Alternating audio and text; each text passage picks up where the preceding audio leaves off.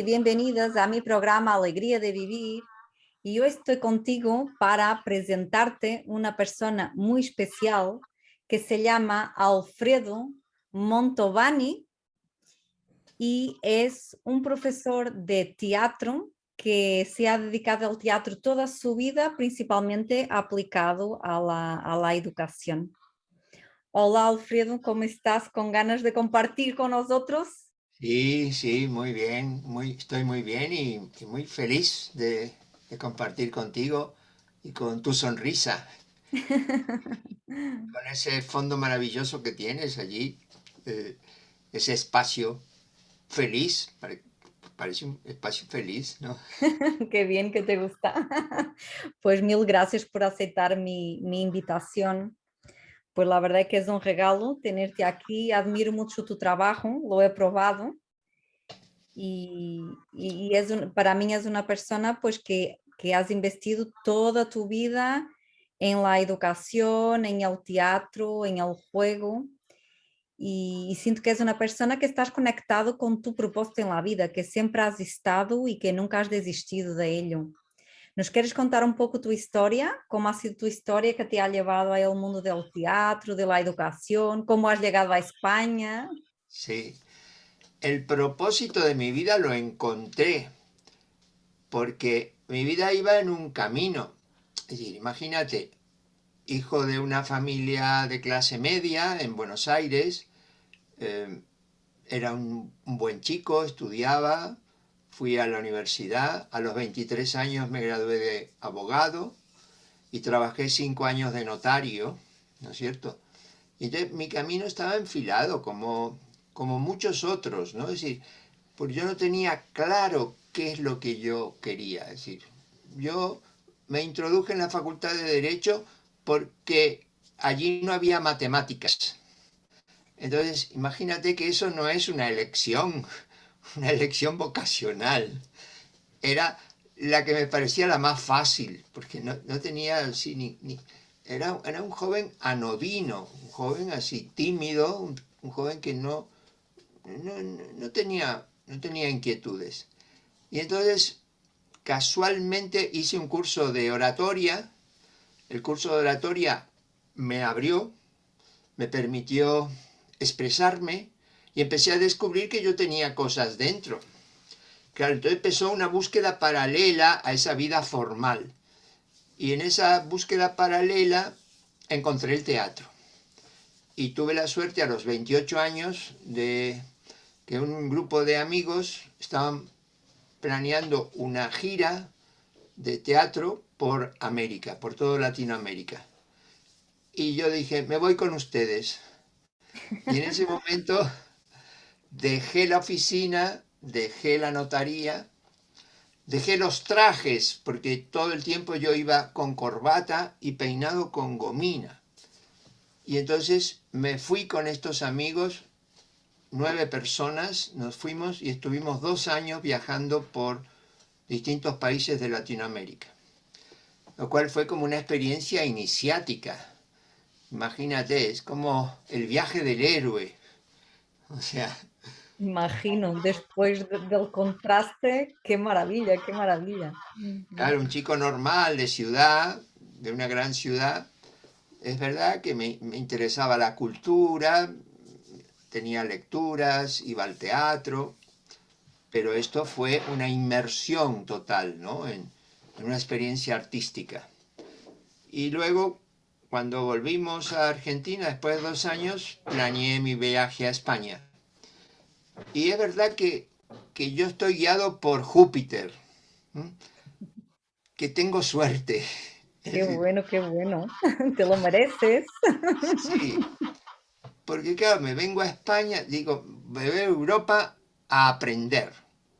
Digo, porque tenía posibilidades de volver a América, pero ahí tenía que volver como misionero, de alguna manera, a trabajar en los pueblos y en la base, ¿no? Y digo, me voy a Europa a aprender.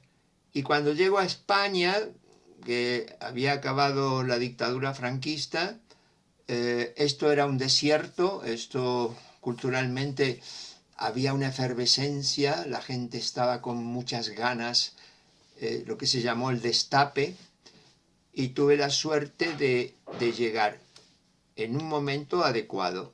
Y entonces, en vez de tener que aprender, me pidieron que enseñara. Ah, qué bueno, qué bueno. Es decir, lo maravilloso de esto fue que pude vivir como un diálogo entre la sociedad y yo. Esto ocurrió con muchos argentinos, con la gran inmigración de aquella época, donde muchos profesionales argentinos vinieron a España en materias que aquí no estaban desarrolladas. Los dentistas, los médicos, los psicólogos y la gente del arte. Y entonces tuvimos la suerte de que había un campo abonado y pudimos sembrar. Y entonces fue muy fácil, lo que sería la década de los 80 a los 90, esos 10 años que se conocen como la movida madrileña. Yo estaba en Madrid y disfruté de eso, de esa apertura. Es decir, imagínate, claro, una persona que fue tímida, que estaba encerrada en sí misma, Ujú. encontrarse con que la sociedad y la ciudad está abierta para que tú hagas lo que te dé la gana. Qué maravilla. Es que me parece una historia impresionante. Qué maravilla. Y entonces, claro, eh, y ahí comencé. En realidad todo lo que he hecho en España, en Buenos Aires, no lo hubiera podido hacer, ¿no? Por las condiciones de inseguridad que hay allí y todo ese ambiente de seguridad, el hecho de que no hubiera inflación, que a lo mejor la gente, claro, no le da valor, pero el hecho de que los precios se mantengan estables, de que haya, bueno, de que haya planes, de que haya proyección, permite que los individuos se realicen, ¿no? Es Ujú. verdad que en estos 40 años la cosa se ha complicado un poco, ¿no? Se ha tornado más compleja. Entonces, los jóvenes ahora lo tienen un poco más complicado. Pero para mí fue muy fácil, muy fácil. Fue como una subida, ¿no? Que me permitió ir haciendo experiencias diferentes. Eh, Aprendí a escribir. O sea, todo lo que hacía lo escribía. Y eso me permitió tener carpetas llenas de juegos, de ideas, de teorías. Y entonces pude publicar. Y he Ujú. publicado por lo menos 7, 8 libros. Lo cual, pero de una manera fácil, ¿sabes? Es verdad que al Ujú. principio fue más complicado. Ahora los últimos libros los he escrito en la editorial Octaedro y entonces ahora ya va sobre ruedas, ¿no? El tema de las publicaciones. Sí, también ha sido fácil porque de alguna forma tú te has ha llegado un momento que tú te has dejado llevar por la vida y la Sí, vida te ha llevado, ¿no? Porque cuando has descubierto el teatro y te ha gustado, tú has dicho, sí, me voy. Podías sí, haber dicho que no, porque sí, mucha gente lo descubre, pero le da miedo y se resiste, ¿no? Es curioso. claro. Fíjate que yo llegué a trabajar en la oficina de 9 de la mañana a 9 de la noche. Solo tenía media hora al mediodía para ir a comer un bocadillo.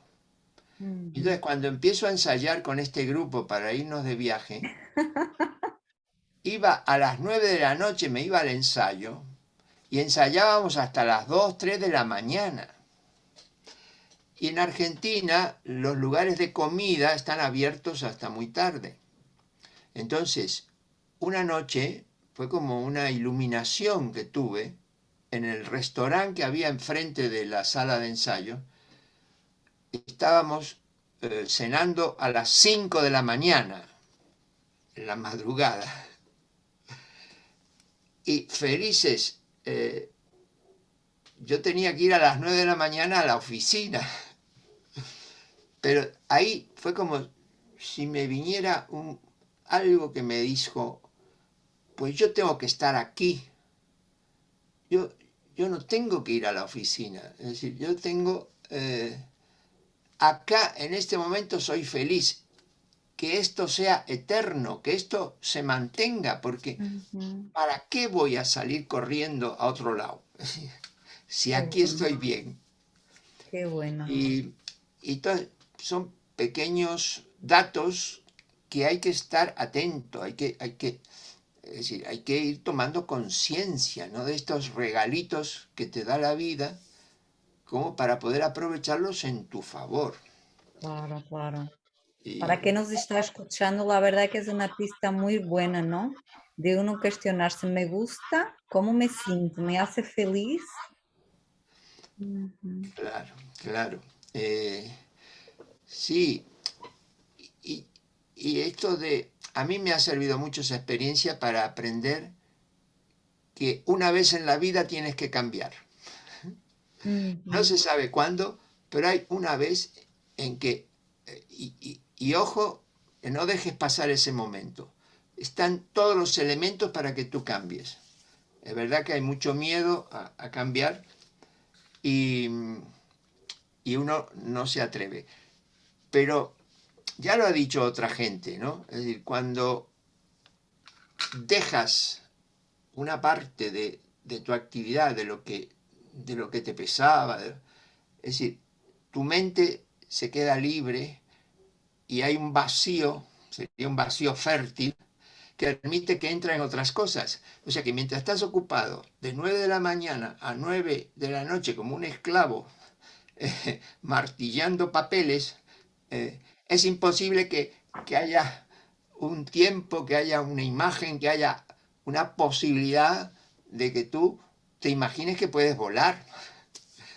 Entonces, yo tuve la suerte, esta, sí, un poco de fuerza de voluntad, como una necesidad interior, ¿no? De encontrarme con el arte. Y entonces, claro, imagínate si a las 12 de la noche, en un salón con telones y demás, corriendo como un loco, Yo me río por el contraste de de- estar en el escritorio desde por la mañana hasta por la noche y luego, claro, era como, ¿esto a qué las es? 2, a las 12 de la noche, y no te puedes ir a dormir después de desplegar toda esa energía física. ¿Quién se va a dormir? Por eso Sí, y con estábamos. 20 y tal años, pues claro, Sí, qué sí, sí. bueno, qué bueno. Y entonces, Alfredo, has llegado a España con ganas de aprender, pero luego resulta que te han invitado para impartir cursos. ¿Dónde has empezado a impartir cursos? Empecé en Madrid. Me encontré con un amigo, Jorge Eines, lo menciono porque es muy importante en mi vida.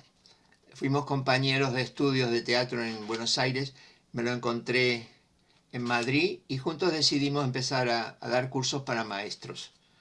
Y Ujú. allí comenzamos en la Universidad Complutense a dar cursos y, y todo fue muy fácil.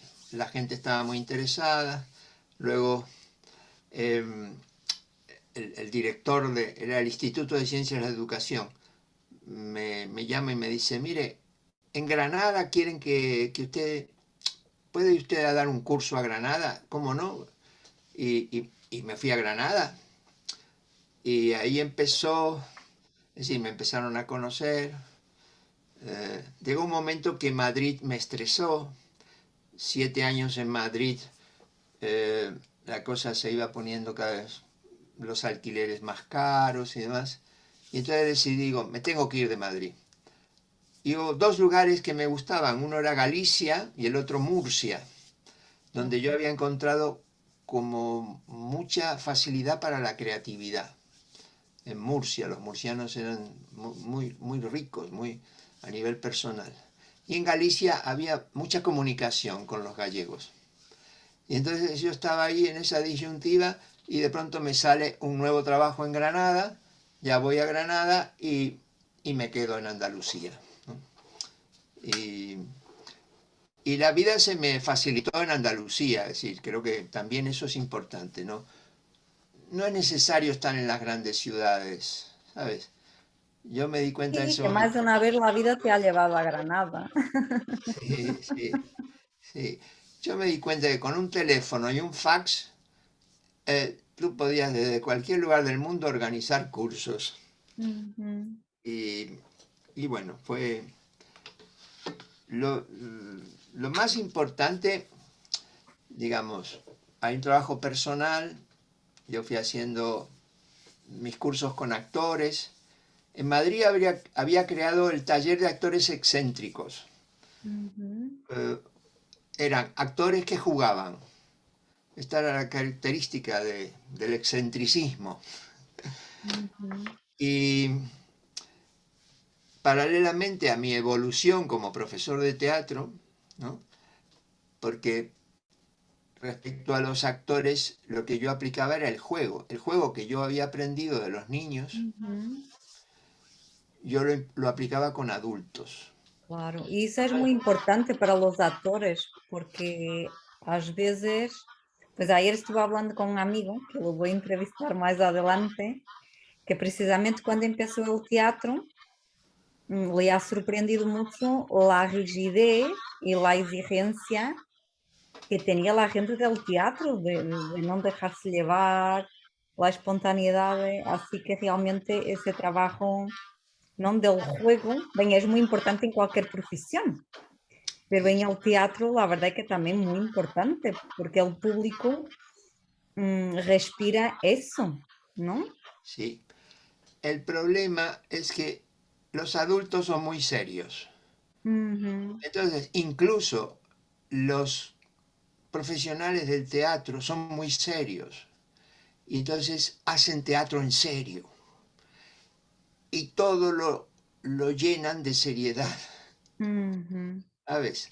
Entonces, esta corriente de juego no es muy utilizada, ¿no? En el teatro profesional, es decir, y luego los aficionados de alguna manera copian el resultado, copian formas, entonces no hay experiencias. Yo tengo la suerte de haber hecho una experiencia muy en profundidad sobre el juego de los actores.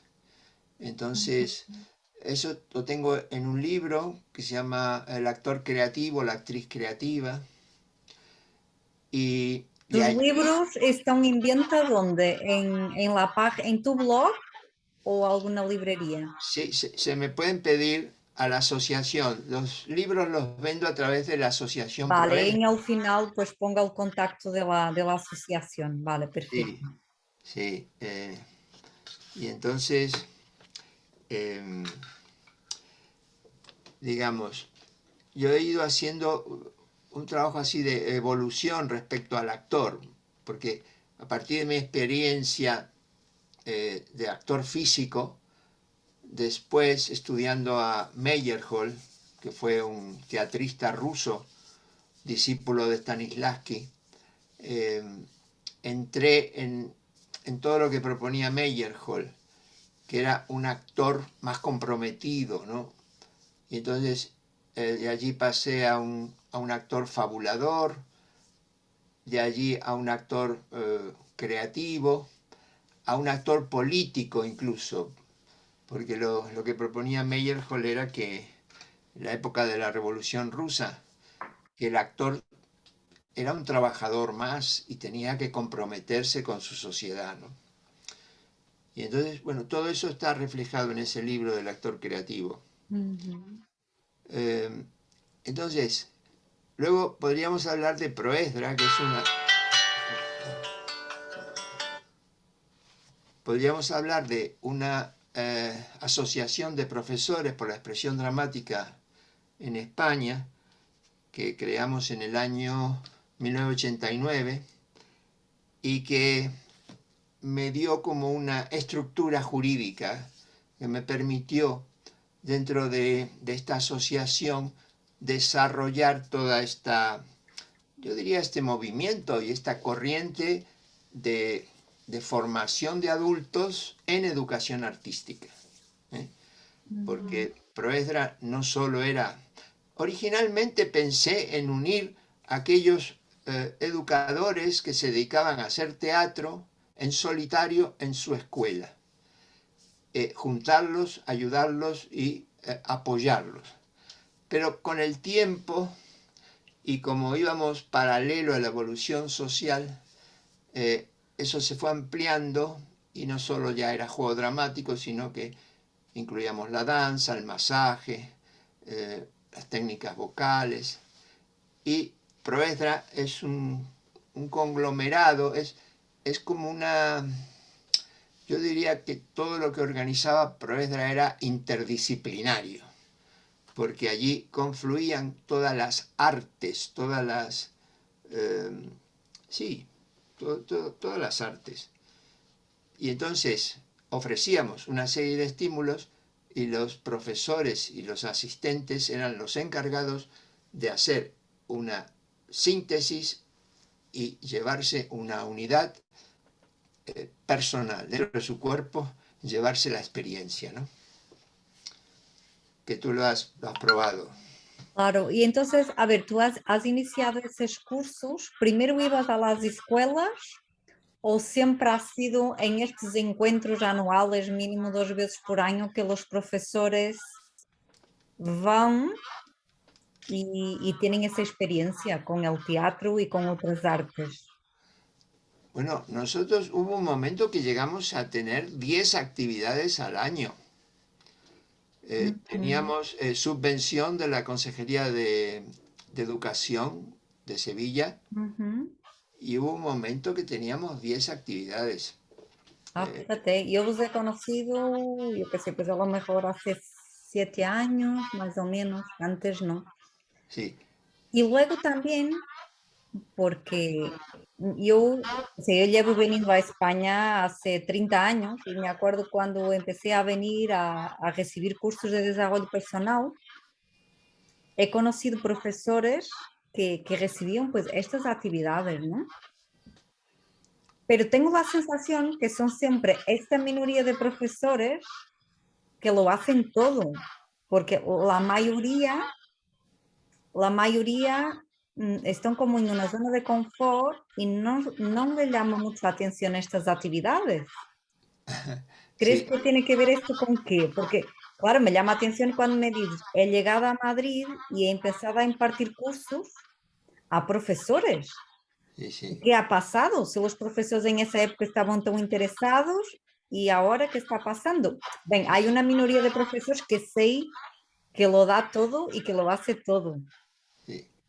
Mi pregunta es, pues eso, ¿qué está pasando y cómo podemos llegar a la mayoría una vez que el adulto es un modelo para el niño, para los adolescentes?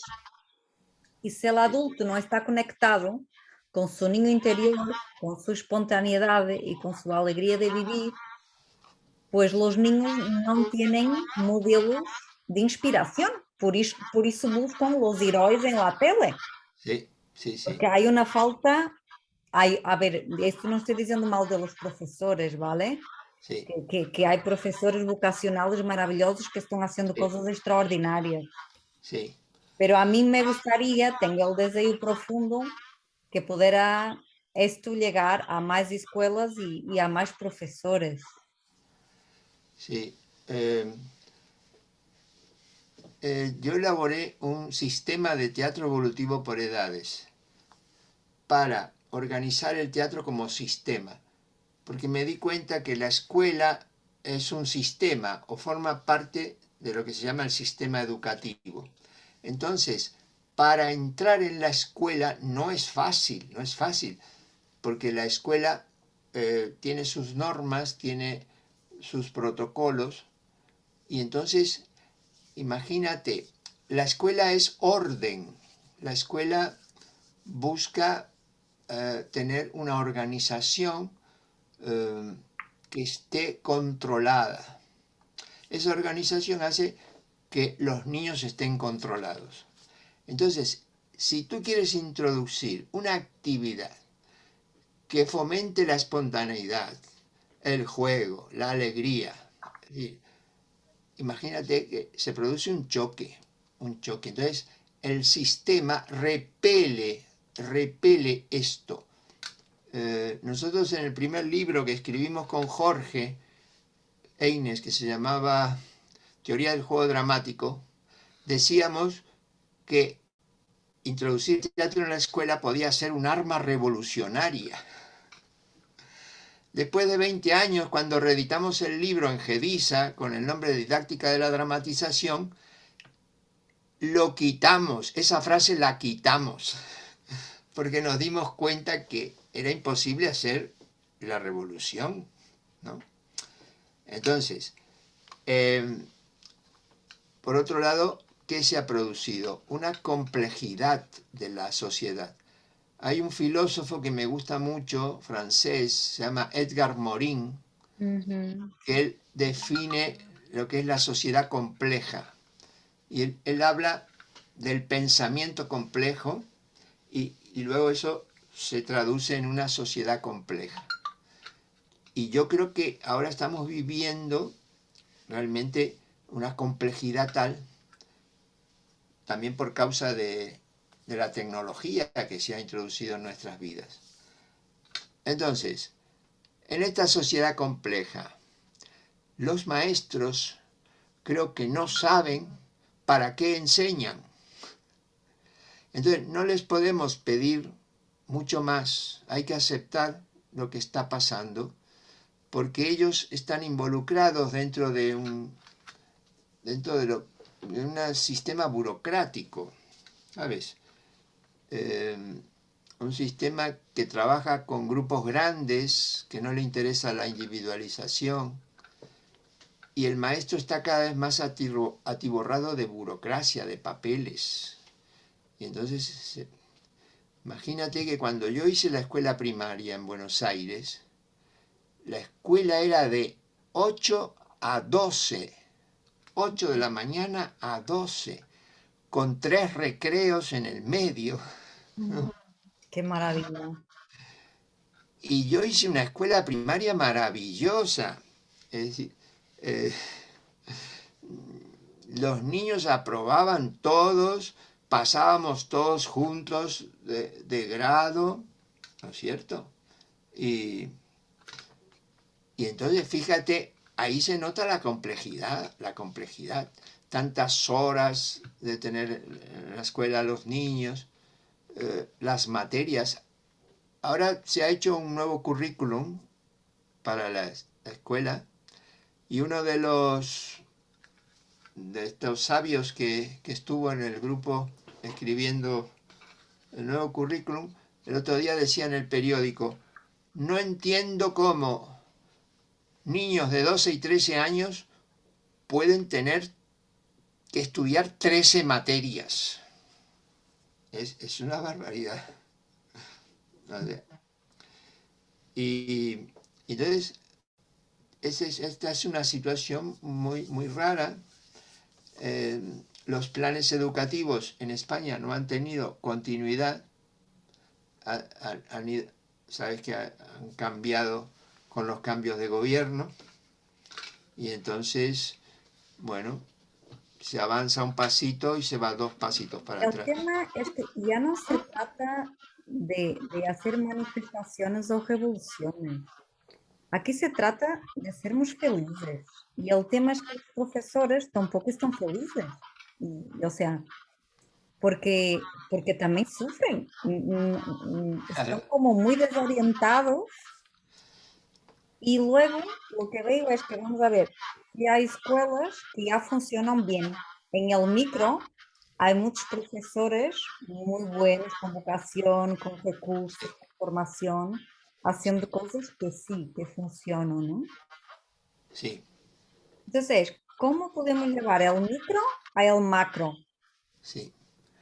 Pero mira, como están incluidos dentro de una institución, es difícil. Sí, Yo, en mi caso particular, mi evolución la he podido hacer porque la he hecho por libre. Es decir, cuando hago ese cambio y me lanzo al vacío, y cuando la familia no te apoya a lo artístico, cuando nadie te apoya, y eso lo tienes que hacer tú solito, yo puedo decir que he vivido 40 años del teatro, que he dormido todas las noches en una cama, viviendo del teatro. Entonces se puede, se puede. Pero claro, esto no se alienta, no se alienta, es muy personal, son caminos muy personales, el del artista, ¿no? El, el artista, en última instancia, es el que conecta con su niño interior. Creo que este es un concepto que a ti te gusta mucho, Elisabetta, Ujú. hablar del niño interior, ¿no? Sí, sí, porque yo realmente creo que llega un momento de nuestra vida que para seguir vivos en esta vida, vivos en el sentido de estar conectados con la vida, tenemos que volver a conectar con ese niño interior, pero todos, en todas las áreas, ¿no? La Sí, educación es la que más me preocupa porque al final la salud mental y emocional de las personas depende de la educación.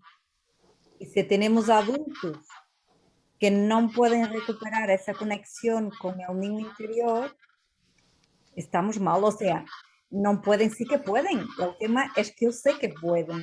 Y tú también sabes porque has pasado toda tu vida formando adultos sí, y has podido ver cuántos adultos, ¿verdad?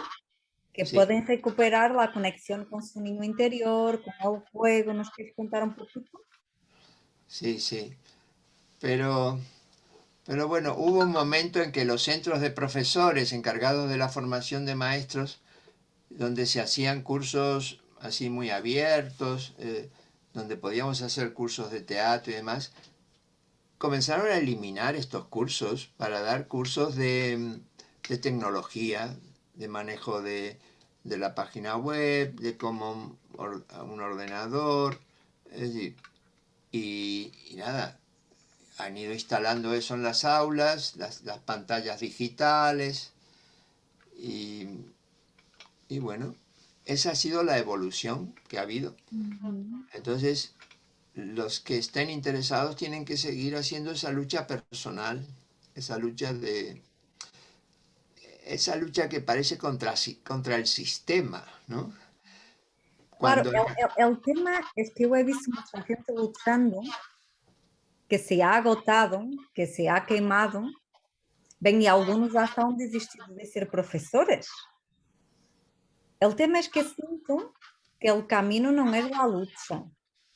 Es como, ¿no? Para que nos esté escuchando, si uno está dentro del sistema, y claro que hay cosas dentro del sistema que no nos gustan las burocracias y todas esas cosas, pero ¿cómo aprender a jugar con las burocracias, con las tecnologías? ¿Cómo aprender a jugar con eso?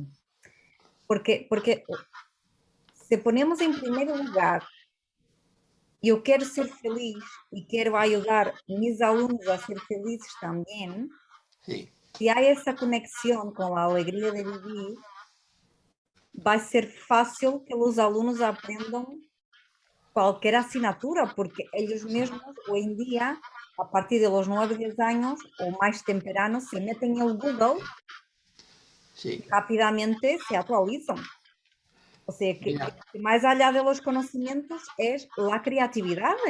sí. Mira, yo no creo que haya ningún ministerio de educación en el mundo que se proponga como primera leitmotiv que los maestros sean felices, ¿no? Claro. Ahora, yo tuve la suerte en unas jornadas internacionales que se hicieron en Alicante hace muchísimos años, que vino un señor del Ministerio de Educación de Grecia y nos dio una charla con diapositivas y demás explicando lo que hacían en Grecia. Esto hace mucho, ¿eh? Y yo recuerdo que ese señor dijo que lo que pretendía el Ministerio de Educación era que los maestros fueran felices. Yo lo escuché, ¿no?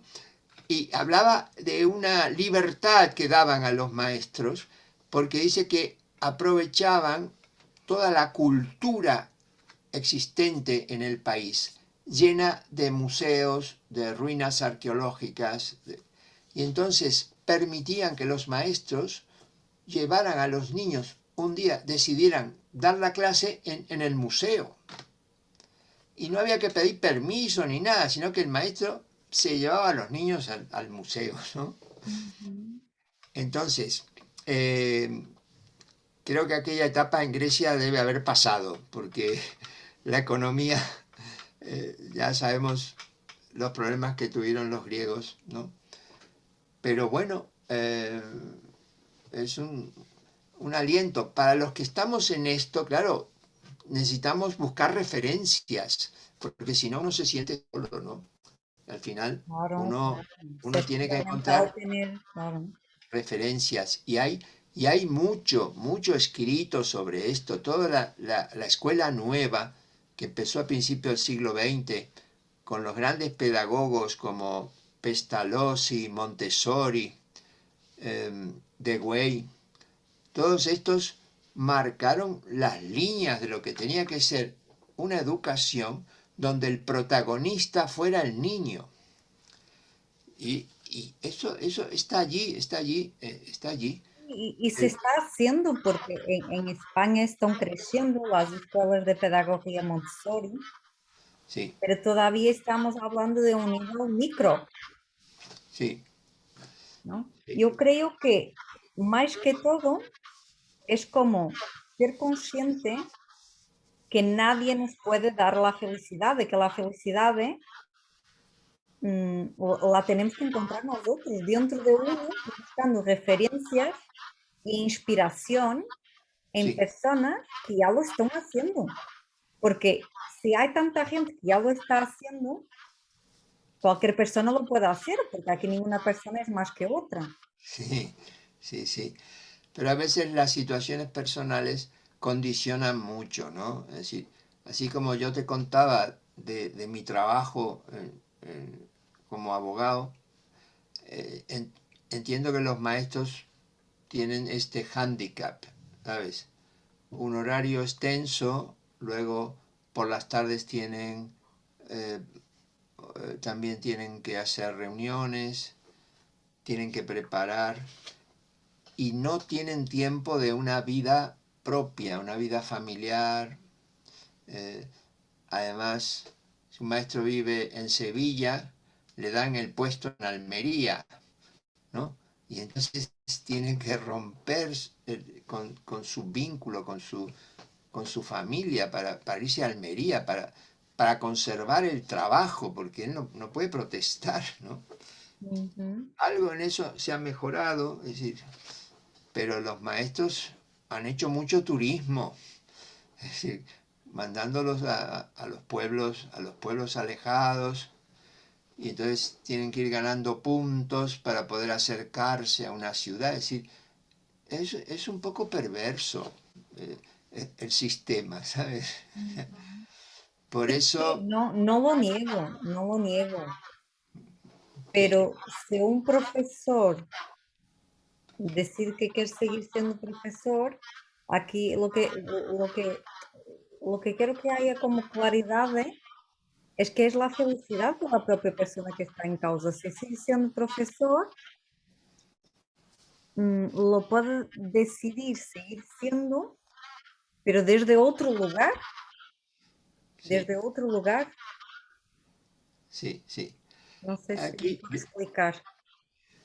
yo he visto que, a ver, cuando el profesor pierde aquella vocación que lo llevó a ingresar en magisterio, ¿no? Porque no es ingeniero, no es un químico. Es decir, él decide realizar una profesión que tiene que ver con las relaciones, que tiene que ver con el otro, que tiene que ver con el educando, que esto lo define muy bien Giselle Barret, una profesora francesa que yo tuve la suerte de conocer y que me influyó mucho, ¿no?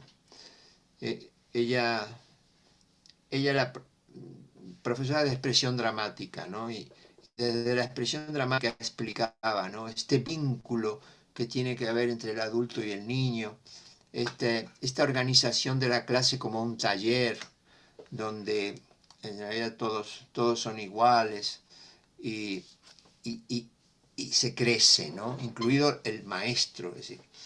Entonces, claro, digamos, muchas veces la, la presión del sueldo la presión de una familia, de pagar la hipoteca y demás, creo que ha hecho que muchas vocaciones se dejan de lado, ¿no? Ujú, Para cumplir las órdenes, para cumplir, es decir, yo te digo, y este tema no me gusta mucho hablar. ujú, Si perfecto. quieres podemos pasar a otro Sí, sí, tema, claro que sí. Tú porque, por- cuéntanos. porque esto de depender de un inspector que viene a tus clases a ver cómo lo haces y, y no le interesa cómo lo haces, sino que le interesa que le muestres unos papeles, ¿no? Sí, sí, es un tema delicado y es eso, que Eh, creo que no este, hay que luchar poco a poco y ya veremos cómo todo se da. Pues no, cuéntanos tus jornadas ahora que acostumbras a organizar cada año en Granada del Pro Extra. Cuéntanos un poco qué talleres hacéis. Y tú también a nivel personal acostumbras impartir talleres de oratoria, ¿verdad? sí, yo con el tiempo he dejado de dar los cursos de juego dramático porque me exigían mucho movimiento y mucha actividad y recuperé aquel viejo primer curso que yo hice de oratoria, lo recuperé y es un curso que me es más fácil, no necesito tanta exigencia física, corporal. Y lo que hago es que en el curso de oratoria utilizo técnicas teatrales, con lo cual he conseguido un curso muy original sobre este tema, porque he visto, mira, como en todos lados, hablábamos antes, ¿no? Lo formal y lo informal, lo serio y lo lúdico, lo infeliz y lo feliz. He descubierto que se dan muchos cursos de oratoria que son muy formales, ¿no? Donde parece que te enseñan como recetas y donde no hay espontaneidad. Entonces, claro, yo ahí meto el tema de lo espontáneo, del juego, es decir, porque he descubierto que el actor y el orador son la misma cosa.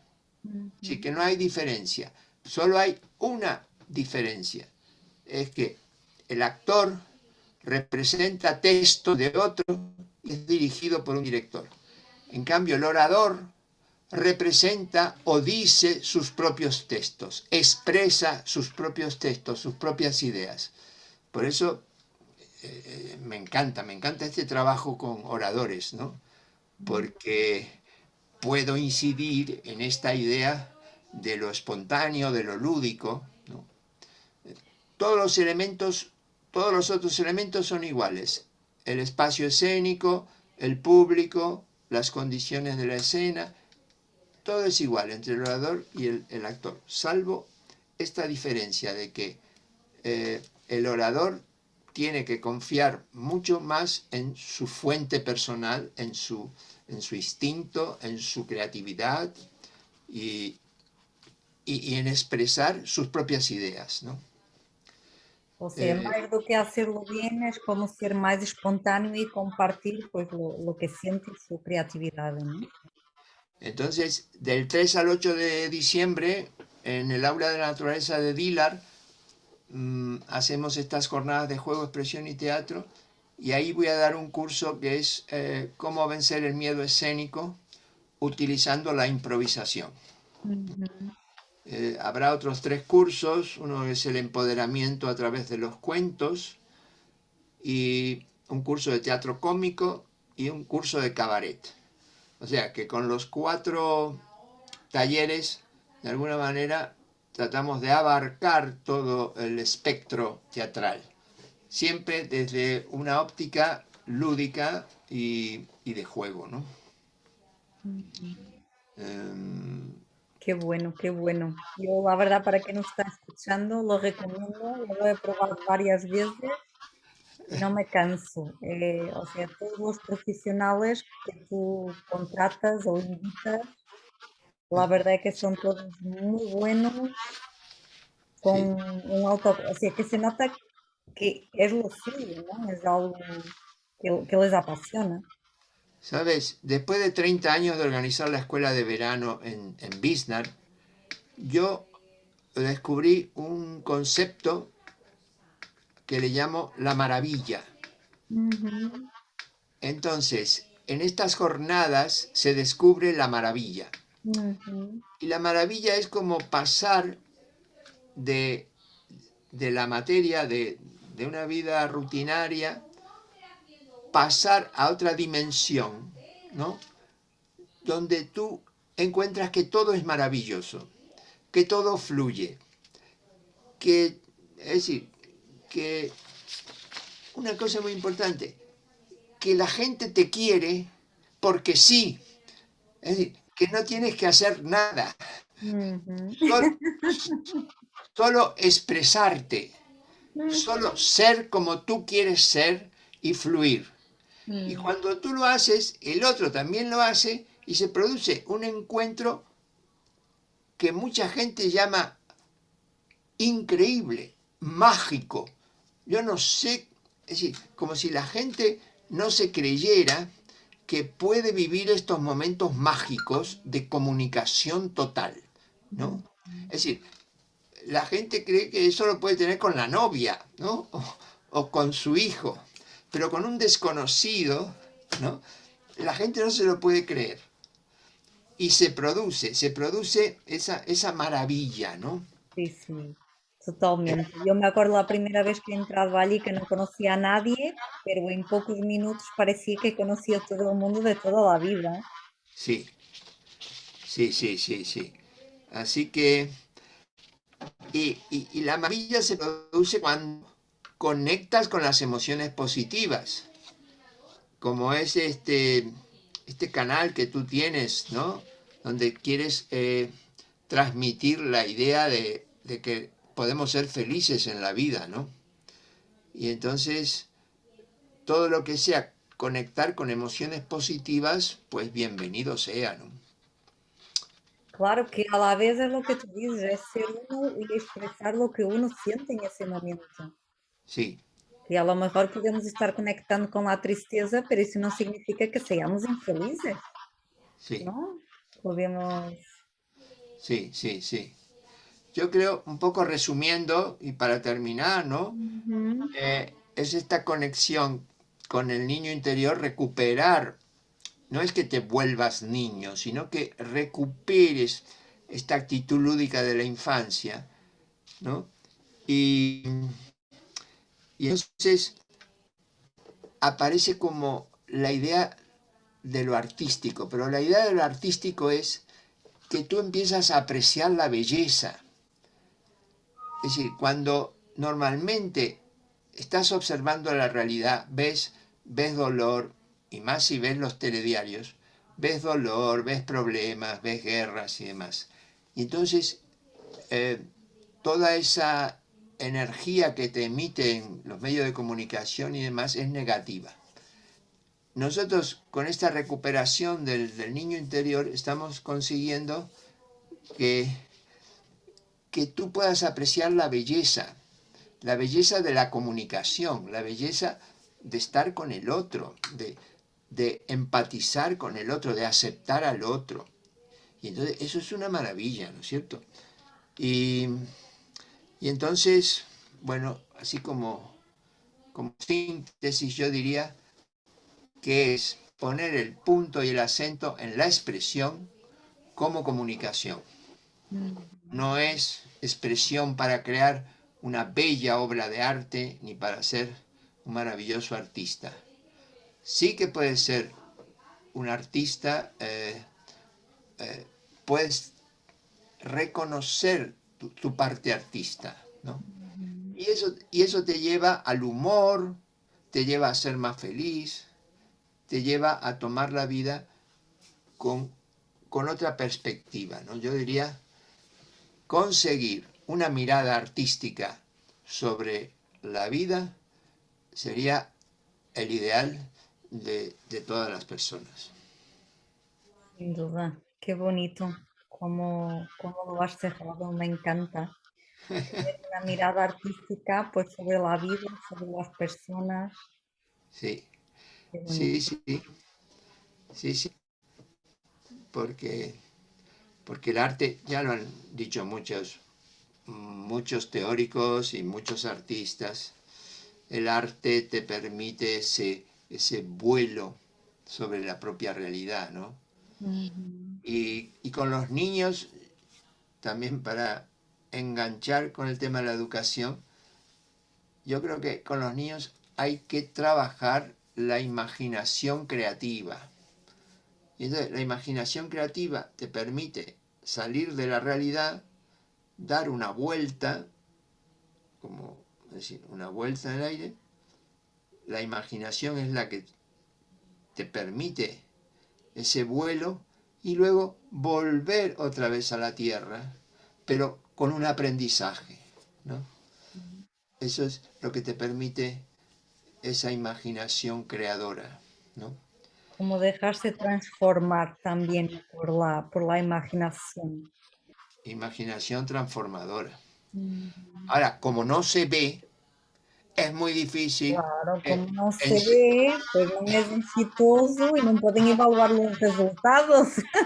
claro, como no se ve, Pero por un lado es bueno que no se vea. Imagínate si se puede ver nuestra imaginación.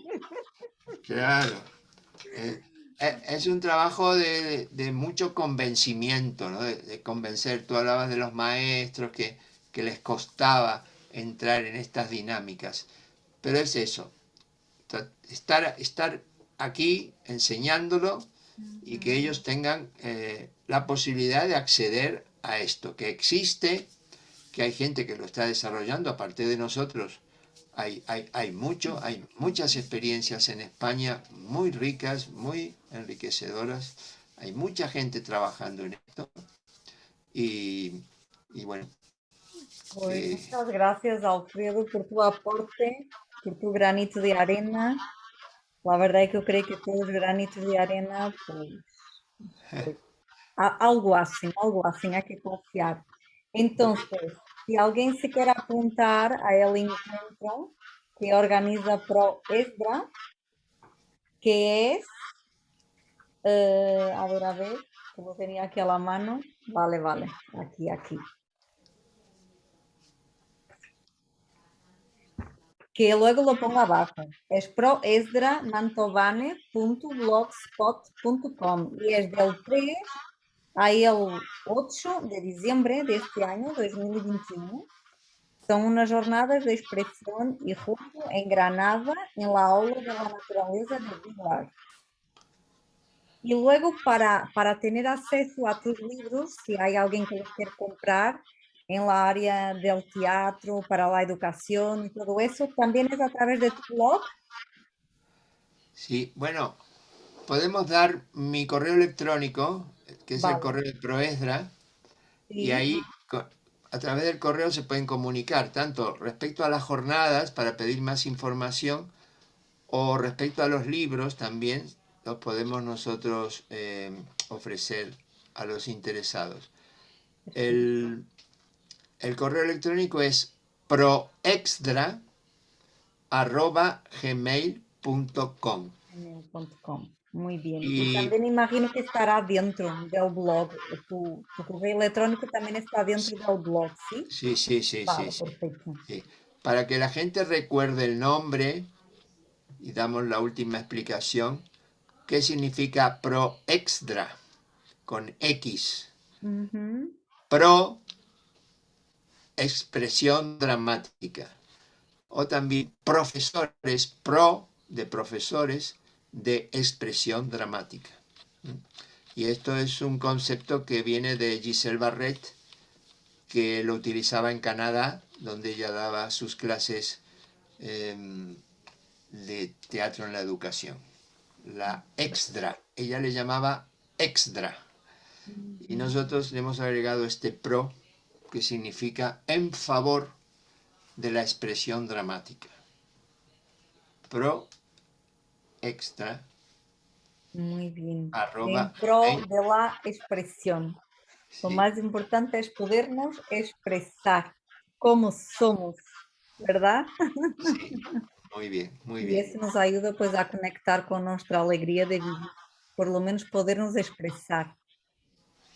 Muy bien. Muy Muchas bien, gracias. Alfredo. Mil gracias por tus compartires y por tu labor maravillosa y enriquecedora, que sé que has sembrado mucho y hay muchas cosas que a lo mejor todavía no se ven los frutos, pero los frutos siempre llegan, siempre llegan.